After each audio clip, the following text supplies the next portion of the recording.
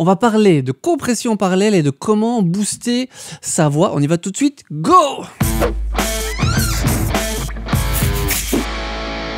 Bonjour et bienvenue à l'Académie du Gros Son, je suis Gérald et je vous souhaite la bienvenue dans mon studio, le Noise Factory Studio. Alors aujourd'hui, on va parler de deux choses. Vous allez trouver deux choses dans cette vidéo. Je vais revenir sur la technique de la compression parallèle et je vais l'appliquer sur une voix chantée pour pouvoir la booster et la dynamiser. Donc ça, restez bien jusqu'au bout si vous voulez voir comment je fais. Alors avant de commencer la vidéo, pour ceux qui sont habitués, vous savez ce que je vais dire. Tant que vous êtes sur YouTube, ce serait super cool de vous abonner à la chaîne, ça nous aide beaucoup. Et vous pouvez activer la petite cloche de notification, comme ça à chaque fois qu'une vidéo sort, vous êtes mis au courant. Et vous pouvez aussi aller sur notre site qui est l'academiedugrosson.com/bonus, le lien est dans la description. Vous allez, vous rentrez votre petit email et vous avez droit à plein de bonus super cool, un guide d'achat pour votre matos si vous débutez et que vous voulez construire un home studio, un tableau de fréquences qui vous permet de régler toutes les fréquences qui sont intéressantes par instrument pour travailler en mix ou en prise de son, et aussi toute une liste de plugins gratuits que vous pouvez utiliser pour mixer, pour entre autres utiliser la technique que je vais utiliser aujourd'hui. Alors voilà, maintenant que tout ça est fait, nous allons pouvoir rentrer dans le vif du sujet.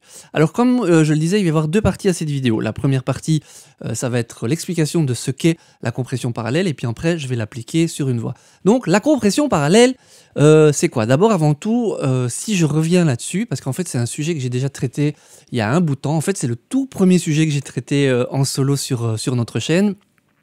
C'était les tout débuts de la chaîne, donc je pense que j'ai skippé certaines choses et je l'ai appliqué sur une grosse caisse qui était intéressante. C'était pour booster une grosse caisse. D'ailleurs, le lien de la vidéo, si ça vous intéresse, est dans la description. Mais voilà, les mois passent, parce que c'était il y a une vingtaine de mois. Je l'ai fait à l'époque avec mes moyens. Maintenant que je suis un YouTuber incontesté et incontournable. Alors, la compression parallèle, donc, c'est quoi? C'est une technique qui permet de booster et de vraiment rendre le son plus gros, plus dynamique, et de faire ressortir un élément dans un mix, de lui donner une constance au niveau du son. Donc le principe, c'est que vous allez avoir une source. Dans ce cas-ci, je vais parler de voix, parce qu'après je l'applique sur la voix, non. Imaginez, vous avez votre piste de voix qui est normale, que vous voulez traiter, mais vous voulez lui donner de la pêche, vous voulez la faire ressortir. Vous utilisez un compresseur, un ou deux compresseurs, mais du coup, par moment, ça peut soit faire bouger la voix de façon trop forte, ou alors ça marche pas parce que ça altère trop le son et le dynamisme de la voix. Donc le principe de cette technique, c'est qu'on va laisser la voix plus ou moins nature, ou compressée mais gentiment, pas quelque chose de trop drastique, et qu'on va dupliquer cette piste. Alors par la dupliquer, soit concrètement, vous copiez votre piste voix, vous faites une deuxième piste audio en dessous et que vous allez traiter avec une autre compression qui, elle, va être plus drastique. Donc là, on va pouvoir se permettre d'y aller un peu plus et de mélanger ça à la voix d'origine. C'est un peu l'idée d'avoir le meilleur des deux mondes. Notre voix dynamique qui reste là, propre et qui n'est pas trop charcutée, et une qu'on va pouvoir un petit peu plus maltraité, torturé, et qu'on va pouvoir venir doser à la première. Donc soit vous la dupliquez vraiment, vous faites un copier-coller de votre piste, soit vous créez un bus auxiliaire dans lequel vous allez réinjecter votre voix avec tout son traitement, donc qui va être aussi une façon de dupliquer la voix, mais du coup vous n'êtes pas obligé de recopier tout l'audio. En général, moi j'utilise plutôt la deuxième technique. Je vais vous montrer tout ça sur l'exemple concret après. J'utilise plutôt la deuxième technique parce que ça me permet d'avoir tous mes EQ, mes traitements que j'utilise sur la voix, et de compresser de façon parallèle tout ce son-là. Que si vous faites juste vous dupliquez juste la partie audio, vous n'avez pas tout votre traitement, tous les plugins que vous auriez mis en tant qu'EQ, compression, ce genre de choses, sauf si vous le copiez deux fois, mais c'est un peu utilisé deux fois pour faire la même chose. Donc moi j'utilise un bus, je vais vous montrer tout ça très vite dans la suite.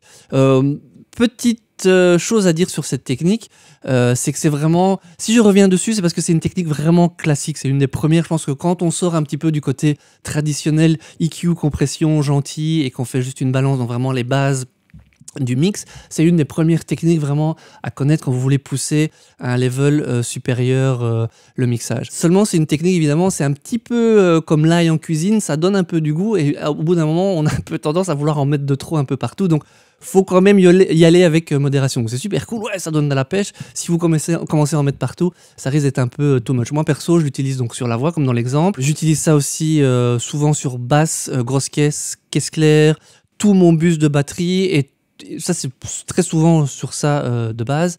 Et sur les éléments qui ont besoin de pêche, voilà, qui doivent ressortir dans un mix ou qui manquent de constance dans la dynamique, mais que je ne peux pas trop altérer en direct. Donc en parallèle, c'est souvent une solution qui permet des miracles. Alors, petit exemple concret. Donc je reviens avec notre exemple classique qui sonne comme ceci.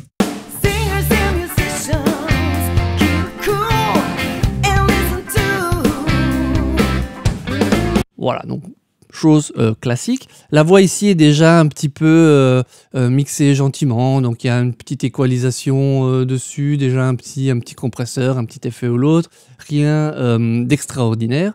Mais voilà, ça marche bien. Donc la première façon dont je vous disais, soit vous reprenez l'audio qui est ici et vous multipliez, vous dupliquez cette piste. Voilà, dans Pro Tools, il y a moyen de le faire simplement comme ça. Donc là, j'ai une deuxième piste en dessous que je pourrais compresser et mélanger à la première. Moi, c'est pas vraiment comme ça que je fais. Je vais supprimer ça. Ce que je fais en général, c'est que je prends un bus auxiliaire. Ici, je pars vers un nouvel envoi. Ici en mono, que je vais appeler compression parallèle. Voilà, donc j'envoie vers ce bus, je mets mon curseur à 0 et je le mets pré-fader. Pré-fader, ça veut dire que si je bouge mon niveau de voix en cours de route, ça va pas changer mon niveau d'envoi dans mon bus parallèle qui est juste à côté. Parce que si ça change le niveau d'envoi, ça va changer forcément la façon dont la compression veut fonctionner. Moi, je veux pas que ça change à ce moment-là. Donc ce que je fais en général, c'est que je prends ici mes deux pistes et je fais un groupe avec. Comme ça, quand je descends l'un, les deux restent ensemble avec le même rapport. Donc là maintenant, j'ai ici, donc si j'écoute ma piste d'origine en solo, ça fait ceci. Si j'écoute l'auxiliaire que j'ai généré à côté, c'est la même chose. Sans les effets. Ça, en général, je ne l'envoie pas dans les effets, je le réenvoie dans les reverbs éventuellement par la suite. Pour être complet dans mon explication, dans mon template, la voix directe et la compression parallèle vont dans une reverb commune qui est ma reverb spécifique que pour la voix. Et je rajoute souvent des reverbs en plus sur ma voix non compressée, donc quelque chose de plus naturel. J'espère que vous m'avez compris parce que je ne sais pas si c'était clair. Mais en gros, ça c'est pour les geeks qui veulent en savoir plus. Comme ça, je suis complet dans ce que je fais. Je n'ai rien à cacher, je vous donne tous mes trucs. Voilà, donc ici j'ai ma piste. Alors le principe de la compression parallèle, c'est qu'on va aller mettre un petit compresseur. Tiens, tant qu'à faire, je vais aller dans les compresseurs qui sont dans les plugins gratuits. Je rappelle pour ceux qui n'ont pas cette liste que si vous allez vous inscrire sur l'Académie du Gros Son, vous pouvez recevoir cette liste de plugins gratuits dans lequel vous retrouvez ici un compresseur classique ici de chez Melda Productions. C'est un compresseur très transparent qui va permettre de faire le taf. Alors, vous avez différentes façons de régler ce compresseur. Donc je vous rappelle, ça ne compresse pas le son direct. Donc ça va être... Ce que vous allez entendre risque d'être fort audible, forcément, parce qu'on veut y aller plus fort, mais c'est juste pour mélanger subtilement à notre voix d'origine qui est non traitée. Donc soit vous y allez sur un ratio, certaines personnes y vont sur un ratio gentil de 2, 3 pour 1, ça c'est la version pour les gentils. Moi en général j'y vais sur quelque chose d'assez drastique. Plus vous allez monter le ratio, donc plus le rapport de la compression. Si la compression c'est quelque chose qui vous échappe, il y a aussi une vidéo, le lien est dans la description, sur la compression. Et moi je vais sur quelque chose d'assez drastique, limite ça fait quelque chose qui ressemble plus à un limiteur. Ici le maximum qu'on sait faire sur celui-ci c'est 20 pour 1, donc je vais aller 20 pour 1. Et le but, quand moi je fais ce genre de technique, c'est de garder la voix le plus constant possible. Donc je vais régler un temps d'attaque, je vais diminuer le seuil pour que directement il agisse, je veux que ça agisse tout de suite. Si on le met trop haut, ça va agir que par moment, comme sur une compression que vous metteriez sur votre son direct. Nous on veut pas ça, on veut que ça réagisse direct, on veut que le compresseur limite fonctionne en permanence sur l'ensemble du signal, je dirais pas que sur certaines crêtes ou certains moments, on veut que ça travaille en permanence pour avoir quelque chose qui est vraiment ultra écrasé, qui va avoir très peu de dynamique, ou la dynamique qu'on veut bien lui laisser en fonction de ce qu'on veut faire, et qu'on va venir mélanger à l'autre. Donc c'est vraiment au-dessus, on peut imaginer que vous avez votre voix qui fait ça, et en dessous on en a une deuxième qui reste vraiment constante. Ce qui fait que ça va diminuer la sensation de dynamique, faire ressortir l'élément dans le mix, mais vous n'allez pas sentir cet effet de pompage, de compression qu'on pourrait avoir si on l'avait fait comme ça sur le son direct. Alors, écoutons un petit peu ce qu'on peut faire avec cette voix. Donc je vais régler mon temps d'attaque pour quand même garder un petit peu le moment où ça arrive.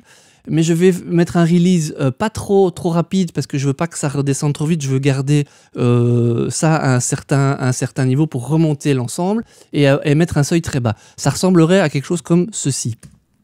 Singers and musicians, keep cool and listen to. Alors ce que je vais faire, en fait, donc vous avez vu, j'ai descendu très vite le niveau, trouver un endroit où ça fonctionne en permanence. Ça pompait, ça attaquait quand même fort. Donc, je vais remonter le temps d'attaque pour laisser un petit peu quand même le côté attaque, que ça je veux. Je disais que j'allais mettre un temps de release assez pas trop court, mais j'ai quand même envie que ça remonte assez vite, parce que je veux garder un petit peu le côté qu'on dirait viande, si je puis m'exprimer ainsi, de la voix.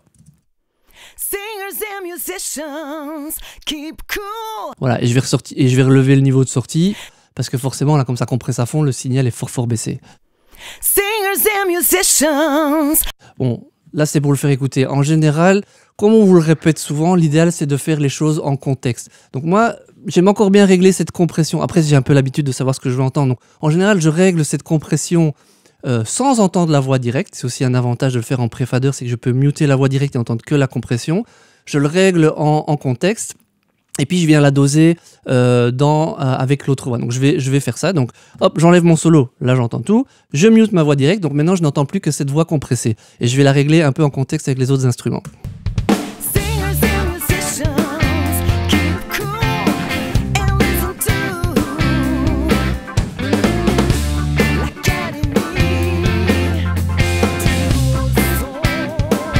Et je vais redescendre un peu le temps d'attaque parce que maintenant que je l'écoute en contexte, on entend un peu trop qui ressortent un peu trop, qui font ressortir la voix. Donc là, je la lisse vraiment pour qu'elle reste bloc, qu'elle soit ultra étouffée.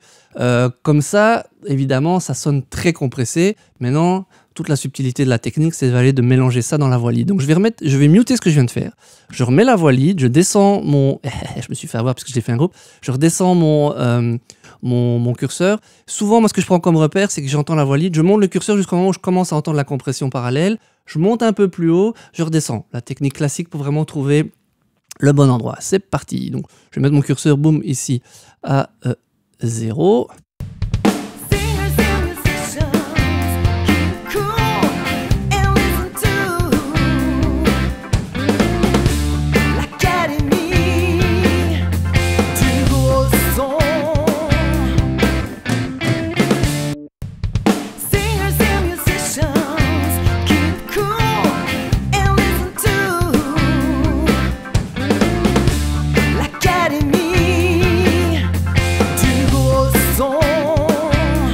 Voilà, je l'ai monté assez haut parce que j'ai peut-être pas assez boosté au niveau de sortie du plugin.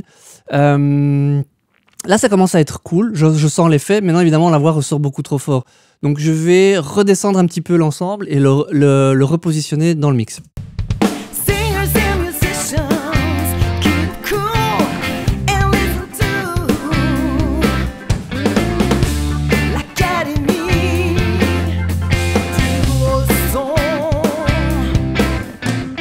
Voilà, je l'ai muté un peu maintenant pour voir l'effet. Je me suis rendu compte que j'avais mis quand même assez fort la compression. Après, on est sur un morceau qui envoie beaucoup, où il y a très peu de dynamique, donc ça marchait bien comme ça. Je l'ai juste rediminué un petit peu pour redoser un petit peu le côté, quand même refaire ressortir un peu le côté naturel. Et voilà, maintenant quand je le mets et je l'enlève, évidemment, il y a une différence de volume, c'est logique. On a ramené une deuxième source qui en plus, elle est un peu survitaminée. C'est pour entendre un petit peu l'effet. Surtout écouter comme tout d'un coup la voix devient plus massive, plus compacte et reste plus constante dans le mix, quels que soient les coups de caisse claire et ce qui vient un petit peu autour. Donc je vais vous faire écouter avec et sans.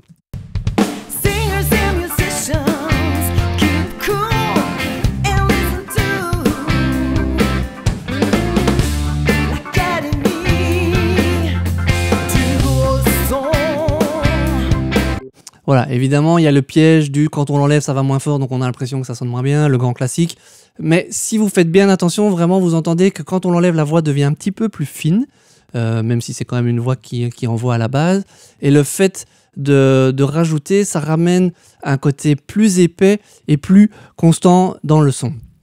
Donc voilà, ça c'est vraiment comment moi j'utilise cette technique pour booster une voix. Le principe est le même de la compression parallèle sur une batterie, grosse caisse claire, ça marche toujours d'enfer. Sur une basse souvent, parce que la basse, quand vous avez beaucoup d'éléments et que vous voulez quand même bien l'entendre, c'est une technique qui permet de la garder dans le mix, de la booster sans devoir. C'est vraiment une technique qui permet aussi de toujours mettre un élément et de bien le faire ressortir dans un mix sans devoir trop le pousser en fait. Et il commence à prendre une place.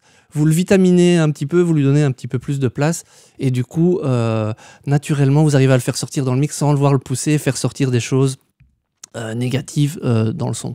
Voilà, ça c'est pour la technique de la compression parallèle qui est le gros classique indémodable qui existe depuis des décennies et sur lequel je ne saurais pas vivre et qui va vous aider chaque fois que vous avez un son qui est un petit peu bof, un peu trop faible, qui manque un petit peu d'énergie, pensez compression parallèle. Après, comme je vous l'ai dit, attention, l'abus de compression parallèle peut engendrer des mix un petit peu trop survitaminés, donc faites attention à ça. Voilà, dites-moi en commentaire de la vidéo si vous avez trouvé ça cool. Si ça vous aide, si vous utilisez déjà cette compression parallèle, si vous aviez déjà vu l'autre vidéo, si celle-ci vous apporte plus d'éléments. Et puis, continuez comme ça, continuez à nous soutenir et pour le reste, faites de la musique.